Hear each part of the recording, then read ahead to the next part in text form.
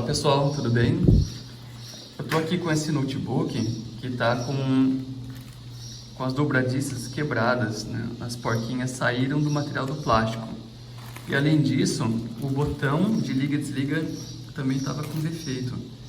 Era um botão SMD, e como eu não consegui um botão SMD, improvisei e coloquei esse push button discreto aqui. Fiz uma solda, né?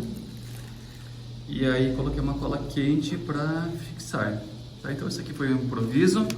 E agora a gente vai pela primeira vez tentar colar as porquinhas que saíram. Para isso nós vamos utilizar uma resina acrílica de dentista. Bom, para fazer o conserto eu comprei essa resina acrílica de dentista. Esse copinho já veio, né? Dapim. Como que chama? Pote Dapim. Dapim. Essa pinça, uns cotonetes, uns palitos de dente e as ferramentas normais ali para desmontar um notebook. Essa resina eu paguei R$33. Vou olhar aqui no histórico, mas acho que foram R$33.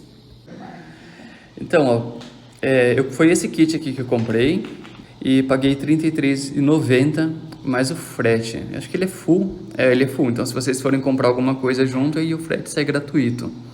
Vamos ver se funciona.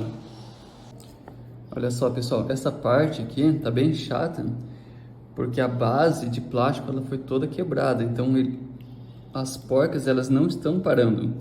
E aí a gente vai tentar deixar segurando com uma chave de fenda e só dar um pontinho ali para ver se pelo menos gruda um pouco e aí depois preencher com a resina.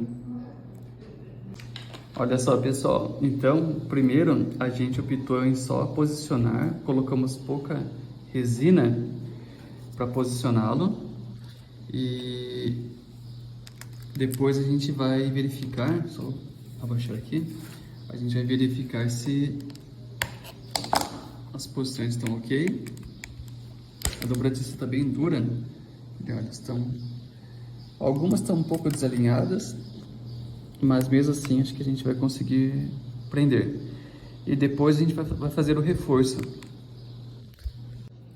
Bom, a gente preencheu então agora as cavidades e esse foi o resultado. A gente não pode preencher muito porque algumas peças elas são encaixadas ali nas laterais, mas eu acho que do jeito que a gente fez vai ficar bom o suficiente. Pessoal, então a gente fez aqui o reparo, né? Estou mostrando para vocês como que ficou. Então, a gente vai abrir com cuidado porque a dobradiça ela tá muito resistente ainda, então tem o risco de voltar a quebrar. E